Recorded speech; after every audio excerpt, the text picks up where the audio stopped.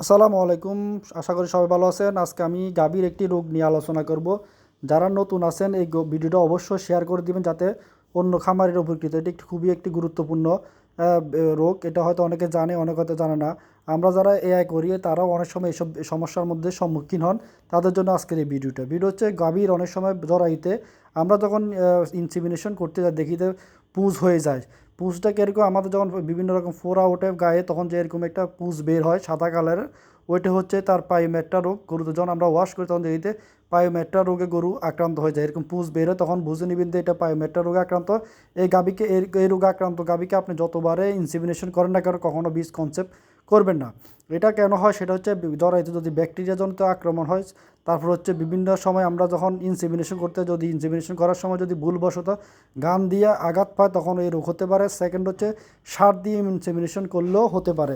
এখন সার দিয়ে কীভাবে হয় সেটা বলি। সার হচ্ছে আগের দিনে অনেক অ্যাভেলেবেল, সবার বাড়িতে সার ছিল, তখন এই সমস্যা হতো না। কিন্তু এখন দেখা যাচ্ছে 2-4টা গ্রামে মিলে একটি বাড়িতে হয়তো 2-3টা সার রেখে উনি ফাল দেয় গরুকে।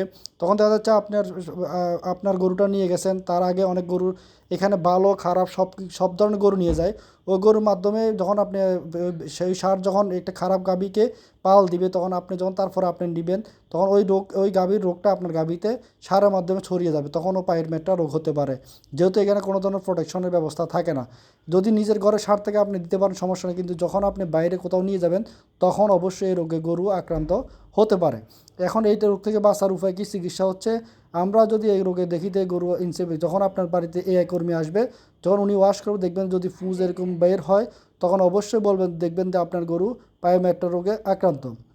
এই রোগের চিকিৎসা ছাড়া কখনোই বীজ কনসেপ্ট করবে না। সেটা হচ্ছে চিকিৎসাটা হচ্ছে যে কোনো অক্সিটেট্রাসিলিন গ্রুপের ওষুধ 20 সিসি করে যা জরায়ুতে পুশ করে দিতে হবে, যেটা আমরা ওয়াশ বলি অনেক সময়। এরকম করে দিলে 3 দিন ইনশাল্লাহ এই গাভীটি অবশ্যই আপনার সুস্থ হয়ে যাবে আর কি, বীজ কনসেপ্ট করে।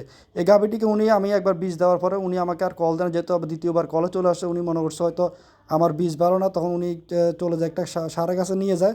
নেওয়ার পর সার দিয়ে পাল দেওয়ার পরে অবস্থা আরও খারাপ হয়ে যায়। এটা পায়োমেট্রা রোগে আক্রান্ত। আমি যে আজকে সকালে গিয়েছিলাম বীজ দেওয়ার জন্য, দেখিতে এটা পায়োমেট্রা রোগে আক্রান্ত। তখন ওনাকে বলি যে কাকা এটা তো পায়োমেট্রা রোগে আক্রান্ত হয়ে গেছে, এটা তো বীজ দিলে রাখবে না, এটা চিকিৎসা করতে হবে। উনি বলে তাহলে চিকিৎসা করে দেন।